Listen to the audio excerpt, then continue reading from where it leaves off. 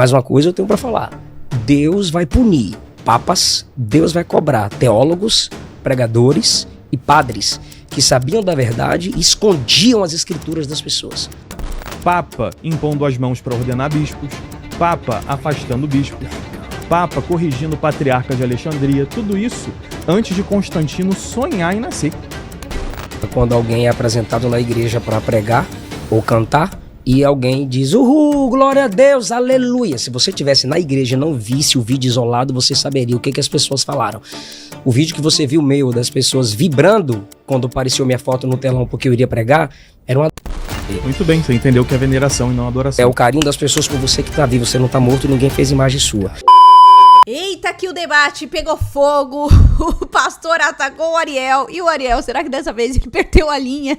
Vamos ver os últimos momentos aí, né, desse debate entre o Ariel e o pastor Eliseu. Vamos perder tempo não, já vamos ver aí, que já começa com essa reação aqui, ó, do Ariel. A cara dele de, já tô perdendo a paciência já, hein.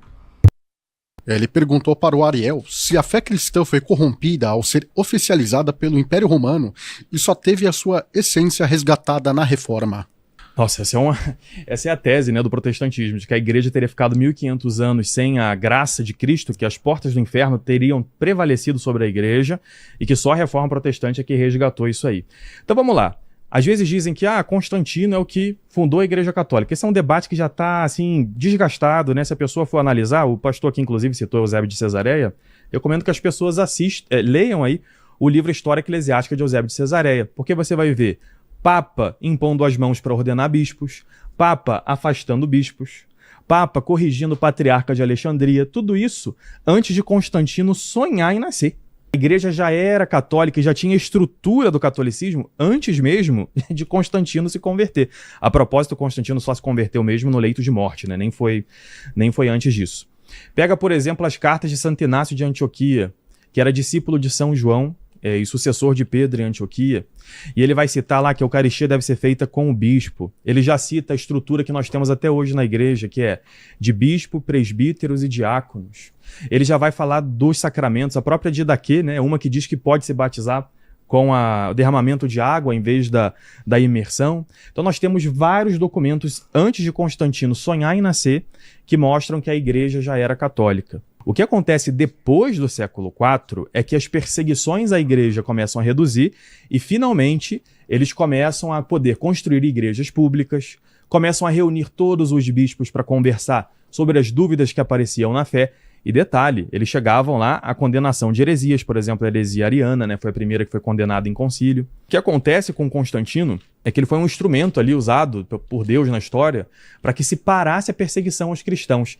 E finalmente você podia se reunir. Se você pegar a primeira carta de São Clemente aos Coríntios, por exemplo, ele que foi o nosso quarto papa, que foi ordenado por São Paulo, sucessor de Pedro em Roma, né? Ele manda uma carta para os coríntios para intervir em uma crise que estava acontecendo lá, com os leigos que queriam tirar o bispo e fazer a própria interpretação da escritura. Talvez isso aí soe alguma coisa aí para vocês que vocês conhecem.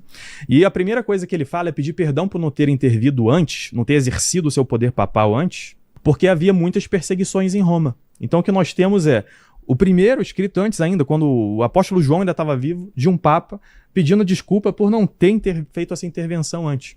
Então nós temos uma igreja plenamente católica em operação antes de Constantino. A diferença é que depois de Constantino, por não ter mais essas perseguições, a igreja finalmente consegue se reunir. Constantino convocou o concílio de Nicéia. Ele pediu que os bispos se reunissem porque ele via que o cristianismo podia se partir e ele tinha uma dúvida, inclusive. Ele tinha dúvida em ser ariano ou ser católico. O concílio condena o arianismo, ainda assim Constantino não se converte, fica até o fim lá. E se ele tivesse criado a igreja católica, ele teria defendido a própria posição ariana, que ele defendeu até a morte. Que Constantino, lá no final da vida dele, ele foi batizado por arianos. E não se batizou logo. Uma pessoa que ama Jesus Cristo de verdade, quer que Jesus Cristo habite a sua alma, ela quer se batizar logo. E Constantino não. Então assim, Constantino fundou a Igreja Católica. Cadê as definições dele no Concílio de Nicéia? Por que ele não defendeu a própria visão ariana que ele tinha lá? Então o que ele fez foi só ser um instrumento para que a perseguição parasse e a igreja pudesse florescer. Outros imperadores foram usados ali na história ou por Deus, ou às vezes até por tentação dos demônios, para atrapalhar a igreja. Um exemplo disso são os imperadores bizantinos do século VIII, que tentaram proibir o uso das imagens. E nesse momento a igreja se levantou para defender a ortodoxia, para defender que Cristo agora é visível. Dessa forma, nós podemos representar a Cristo. Você consegue imaginar Jesus Cristo na sua cabeça? Consegue. Por quê? Porque Jesus Cristo é Deus e homem você consegue imaginar. Então eles defenderam isso. Assim como outras coisas que foram ameaçando a igreja ao longo do tempo. Por exemplo, a gente tem o São Jerônimo, que é tradutor das Escrituras no século V, ele fez a tradução da Vulgata. Vulgata quer dizer comum, que era o latim, a língua mais comum da época, né? Quando ele faz essa tradução, ele acaba se deixando levar um pouco por judeus. E no início ele pensa em tirar aqueles 7 livros da Bíblia lá, que os judeus tinham tirado nesse momento. E todos os bispos da igreja levantam e mostram que isso sempre foi usado naquelas dioceses fundadas pelos apóstolos. Então os bispos sempre, inspirados pelo Espírito Santo, com o Santo Padre em comunhão, o Papa, eles impediram que essas influências externas tirassem a igreja da ortodoxia. O que acontece aqui no século XVI, mais uma heresia aparece, também financiada por imperadores, dessa vez os príncipes germânicos, que queriam ter a sua própria liberdade e não tinham a capacidade de se submeter à autoridade dos apóstolos, à autoridade dos bispos e da igreja. Então o que eles fizeram foi financiar a Lutero, porque essa doutrina dele era mais conveniente para eles se libertarem de outros poderes externos. Eu quero trazer um ponto aqui muito importante, que aí já não é problema de protestante, é problema entre católicos radicais e os católicos mesmo.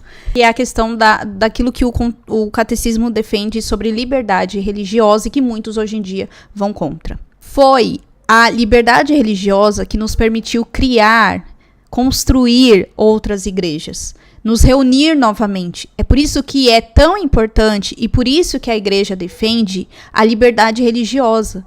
Quando um papa se reúne com outras religiões, ele não está ali defendendo só aquelas pessoas que elas têm o direito de viver a religião que elas escolheram, mas a nossa também. E isso é dito no catecismo.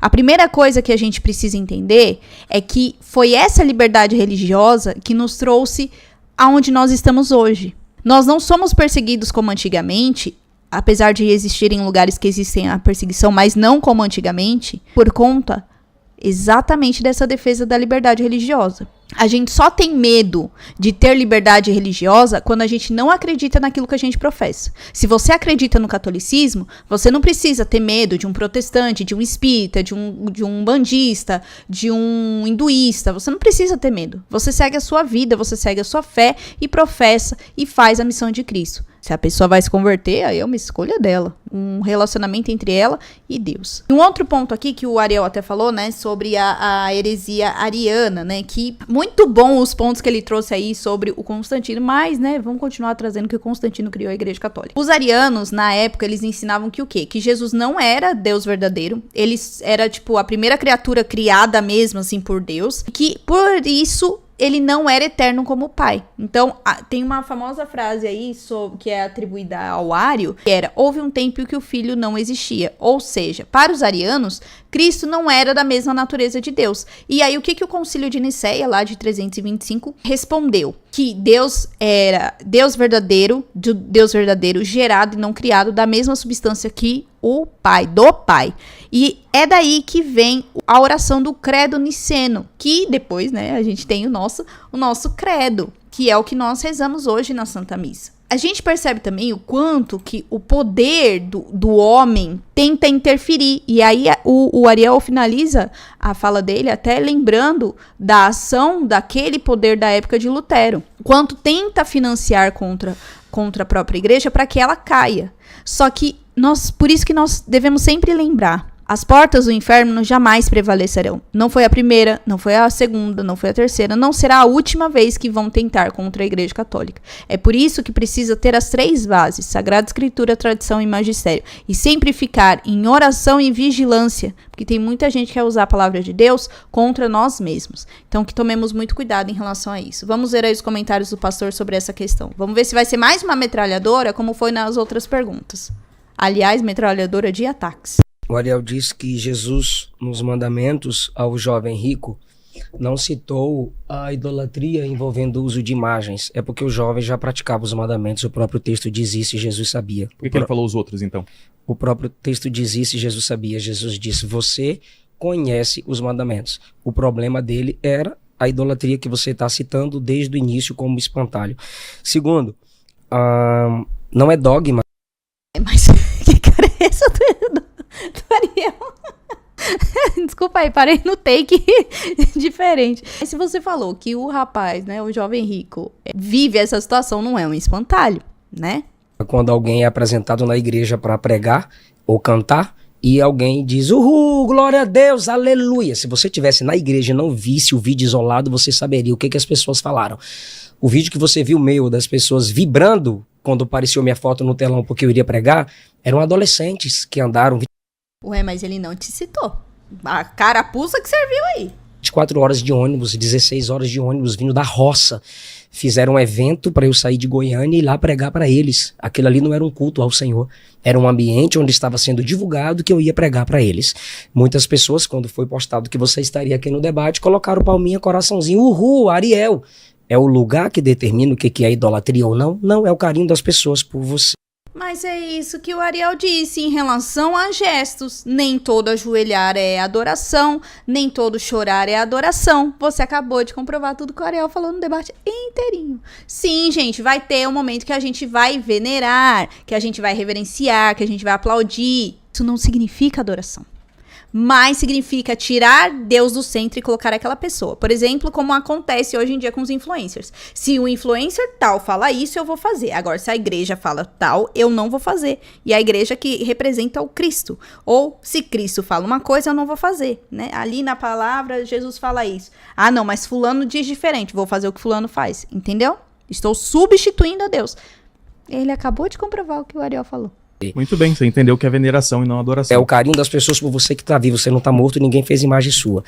Então, outra coisa, será que foi só a reforma protestante que fez a igreja ser igreja? Não, Deus sempre teve os seus remanescentes. Mas uma coisa eu tenho para falar. Deus vai punir papas, Deus vai cobrar teólogos, pregadores e padres que sabiam da verdade e escondiam as escrituras das pessoas. Proibiam acesso. Mas as pessoas não tinham sabedoria. Ensine vocês. As escrituras foram dadas aos pregadores para que eles ensinassem, para que eles falassem as escrituras. Eu aprendi a ler com a Bíblia. Minha avó que sabia ler com a Bíblia me ensinou a ler com a Bíblia. Por que os padres teólogos que fizeram a patrística e tantos dogmas não conseguiriam ensinar as pessoas, dar às pessoas a capacidade e o acesso às escrituras? É melhor aprender. Se uniram a Lutero para escapar. Se uniram a Lutero... muita má interpretação de textos também, muita má tradução de textos também. Mas foi um auxílio, foi uma iniciativa muito boa. Pena que a gente não tá lá nos séculos passados pra gente ver a dificuldade que era uma evangelização. Lembremos daí dos bárbaros que invadiram e o quanto a Igreja Católica foi firme e forte. O quanto a Igreja Católica também foi firme e forte em outros tempos, com guerras entre muçulmanos, com guerras das cruzadas. É muito fácil agora, gente, até isso, até para católicos, é muito fácil pra gente falar agora sobre evangelização, sobre tradução, numa sociedade onde a gente fica sentado com a bunda no sofá, com a bunda na cadeira, e a gente consegue ter todas as informações. Naquela época a informação não era assim, não. Naquela época tinha gente que não sabia nem falar. Naquela época tinha gente que era escrava, que era tratada como um nada. Hoje em dia tem isso? Tem, mas muito menos do que nos outros tempos. O mundo não era interligado como é hoje, não. Então, tanto os protestantes quanto católicos falar ou julgar os antigos, né, aqueles que sustentaram hoje a nossa fé, que trouxeram a nossa fé hoje em dia, é muito fácil pra gente. É muito fácil, porque a gente tá muito acomodado na nossa evangelização. Pra mim é muito fácil evangelizar aqui, ó. Mas e as pessoas que estão lá na África, que estão lá no Japão tentando evangelizar? Uma cultura totalmente diferente. E aqueles que estão em ambientes de guerra. Esse sim, não estou desprezando aqui o nosso trabalho de internet, não é isso. Mas pra gente é muito mais fácil do que naquela época medieval. Então, a gente não pode comparar e não pode vir com essa audácia, com essa prepotência, essa arrogância em falar que, não, auxiliou lá, né? Mas eles poderiam ter feito mais. Será que se você estivesse lá, você teria feito mais? Será que se a gente estivesse na época dos apóstolos, nós teríamos acreditado no Cristo ou nós teríamos acreditado nos fariseus? E aí eu deixo uma pergunta aqui que vai, assim, correr durante toda a Semana Santa. Você seria São João, olhando Jesus passar por tudo aquilo que ele passou? Ou você seria Judas, ou você seria São Pedro, ou você seria todas as outras pessoas? Ou pior, seria aquelas pessoas que gritariam crucificam? Mas mesmo assim, só com Lutero que se desenvolveu o conhecimento das escrituras nas mãos das pessoas. Lutero foi só um pontapé. Lutero não é a reforma. Lutero não Foi só um pontapé mesmo, que machucou bastante a igreja e dividiu, né? Não foi o único, porque isso aconteceu de outras formas e outros cismas, enfim. Mas realmente ele foi um pontapé nos outros, né? Na fé de muitos. Não é o avivamento nem o avivador. Antes de Lutero, havia outros pré-reformadores que a igreja calou. Isso mostra que Deus estava lá através daqueles perseguidos, através dos mártires que a própria igreja fez, tornou, causou. Mostra que Deus estava sempre falando no meio do seu povo. Deus tem sempre os seus remanescentes. O versículo que o Ariel gosta, né? A voz de Deus ecoa em toda a terra. Hebreus capítulo 1 diz que o Senhor está sempre falando. Então, com certeza, a igreja não se tornou igreja só com a reforma protestante. Deus já vinha despertando o seu povo, já havia muita gente orando, sangrando, morrendo, sendo torturadas, e as pessoas ao redor estavam percebendo, alguma mudança está vindo aí, e essa mudança veio. É que quem exaltou aí a reforma foi você, né, na resposta anterior, mas tudo bem. Ele perguntou se reconhecer do catecismo. reconhecer a autoridade suprema não seria uma idolatria, né? Reconhecer a Bíblia como autoridade suprema não seria idolatria, pois alegar isso não seria rebaixar o poder de Deus a um livro. Reduzir a um livro, né? Mesmo a Bíblia reconhecer a tradição oral como válida, porque nem tudo estaria lá. A Bíblia deixa claro que desde o princípio Deus desejava que suas revelações normativas fossem registradas por escrito e preservadas para as gerações seguintes. Êxodo 24, Moisés escreveu no livro. Deuteronômio 31, o livro foi preservado na arca. Josué fez uma aliança com o povo naquele dia e fez estatutos e ordenanças escritos no livro da lei de Deus. Josué 24. Junto com os de Moisés também foram preservados. Josué 1:7. Livro. Samuel também leu e explicou ao povo a lei de Deus. 1 Samuel 10:25. Isaías foi instruído a pegar um grande selo cilíndrico e inscrever nele com letras comuns, Isaías 8, e no capítulo 30, versículo 8, se manda ter um registro escrito no livro. Daniel tinha uma coleção dos livros de Moisés e dos profetas, até o seu contemporâneo Jeremias, Daniel capítulo 9, versículo 2. Jesus e os escritores do Novo Testamento sempre usaram o quê? Está escrito mais de 90 vezes. E Jesus, quando confrontou a tradição dos fariseus e saduceus, ele pergunta assim, vocês não leram? Vocês não leram? Vocês estão desprezando as escrituras? É a prova de que Jesus valorizava sua verdade escrita num livro. Quando Jesus repreendeu os líderes judeus, Mateus 22:29, tudo isso deixa claro que ele tinha intenção desde o princípio de que a sua revelação fosse preservada nas escrituras e não na revelação extra-bíblica. Percebamos então que Deus sempre valorizou suas palavras normativas para a salvação da alma do homem escritas. Agora, só um detalhe aqui, revelação extra-bíblica. Vale só lembrar que a tradição, ela não se coloca como uma revelação extra-bíblica, tá? Aquilo que está revelado está na Bíblia, não pode ser nada acrescentado. Isso é doutrina católica, tá? O que é a tradição que a gente sempre fala? A tradição é isso. Foi tudo que nos foi passado por tradição oral, pelos pergaminhos, porque não era todo mundo que podia ler, né? Tinha até mesmo a restrição das mulheres. Então, tradição é isso, o que nos trouxe para o que nós temos hoje em dia. A Bíblia, quando ele fala de livro, não era este livro aqui, né? Era outros tipos de escritos. Depois compilaram tudo e trouxeram a Bíblia. Inclusive, tinham cidades que tinham alguns trechos da escritura, outros que tinham outros. Enfim, não era tão fácil assim naquela época. Então, vale a gente sempre mencionar sobre isso, tá? O texto que vocês gostam tanto de questionar, quando Paulo fala...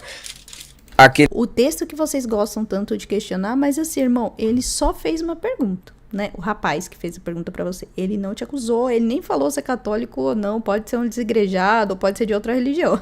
Então, vocês gostam, aí você já tá falando uma coisa que você nem conhece, a pessoa que te perguntou. Aquele texto base que a gente tanto gosta das escrituras, ele está dizendo ali, e o solo escritura baseado ali, é que tudo que é necessário para a salvação está nas escrituras. 2 Timóteo 3,14, permanece naquilo que aprendestes, que foste inteirado, sabendo que de quem o tens aprendido, ou seja, cuidado com quem te ensina. E desde a tua meninice sabes as sagradas letras. Eu estou mostrando agora desde o Antigo Testamento como Deus sempre priorizou escrever suas palavras para alcançar gerações posteriores e que desde a sua meninice sabes as sagradas letras que podem fazer-te sábio para a salvação pela fé que há em Cristo Jesus.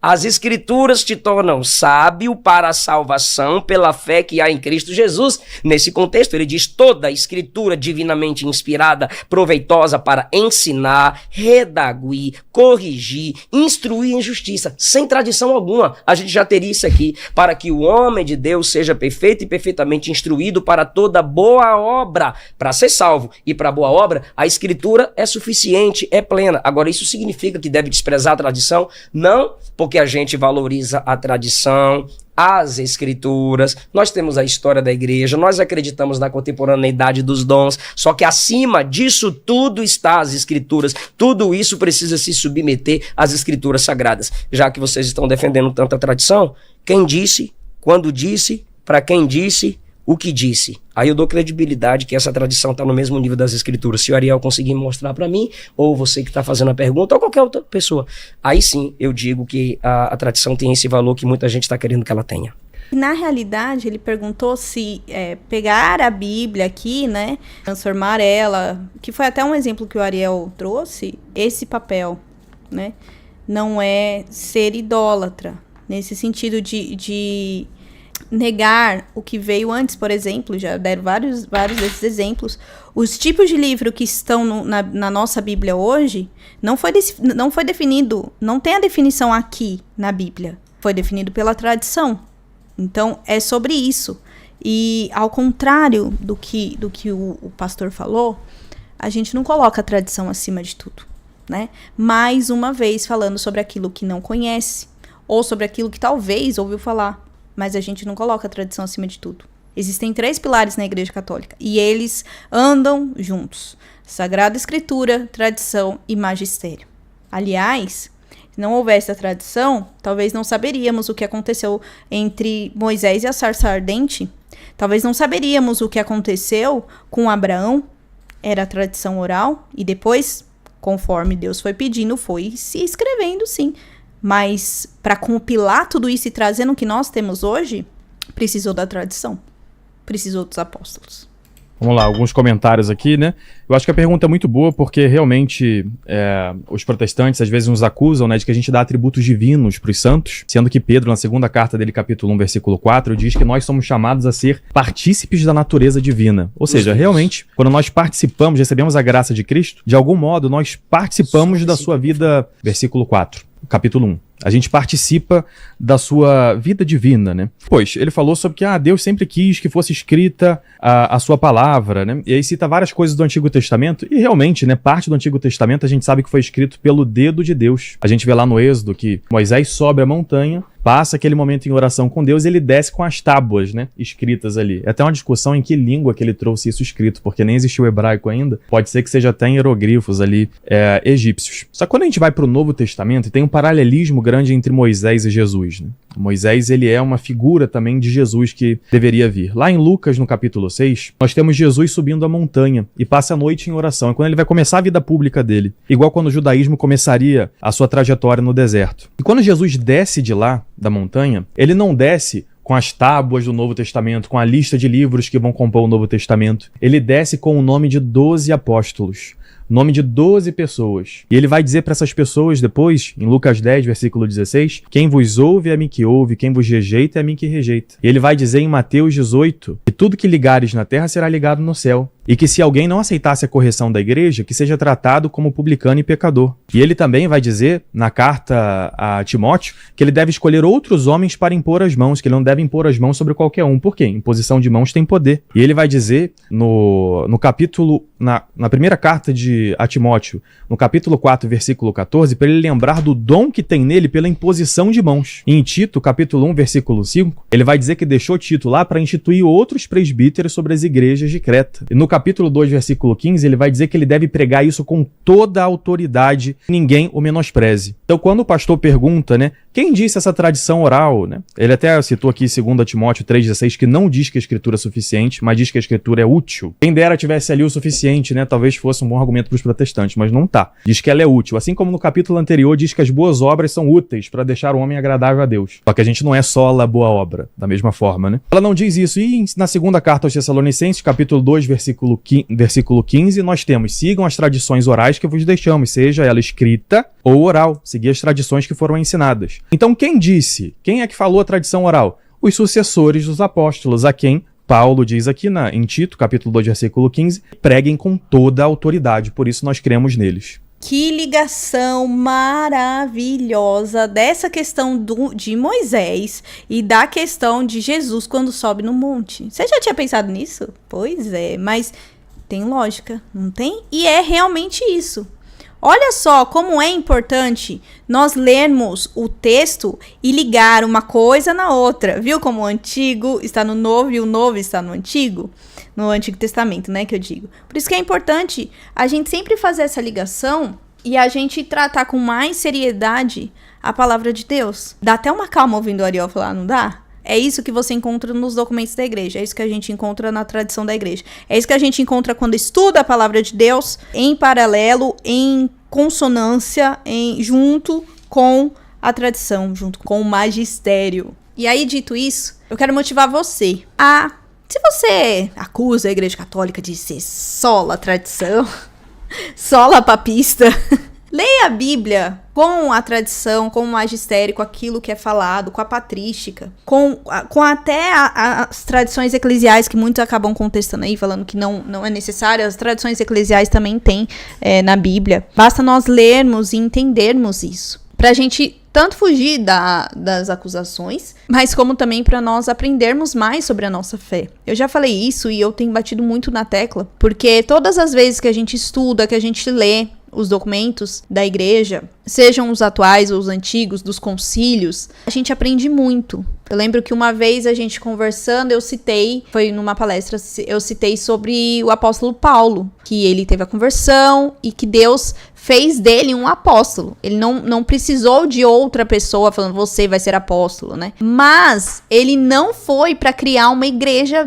de Paulo. Ele se colocou abaixo da obediência, abaixo da igreja. Ele se colocou em obediência à igreja. Então, para mostrar que existem inúmeras situações, e se você sente o chamado de Deus, se você sente que alguma coisa tá errada na igreja, tá tudo bem, mas se coloque debaixo da igreja de Cristo. Porque quem está com Cristo não erra, gente. Ju, mas eu vou ficar nessa obediência cega. É melhor você ficar na obediência do que você sair dividindo as coisas. Já falei aqui, outros irmãos têm falado isso várias vezes, porque isso se perdeu com o tempo. Existiram reformadores dentro da igreja. E hoje eles são santos doutores da igreja católica. Talvez, se Lutero tivesse contestado as coisas que aconteceram lá e não tivesse saído da igreja, não tivesse deixado com que a revolta tomasse o seu coração, talvez hoje ele seria um doutor da igreja. Já pensou? Não teria causado tanta divisão, mas infelizmente não foi assim. Então, se você vê alguma coisa errada na igreja católica, não consegue entender, ou quer contestar, ou enfim, quer fazer diferente, faça diferente, mas sempre em união com a igreja. Seja você radical católico, seja você um católico meio morno, pegue o fogo do Espírito Santo e vá fazer sua missão, vai estudar, vai ler, vai meditar, vai orar, pede pra Deus dar uma luz aí, mas se coloque como Paulo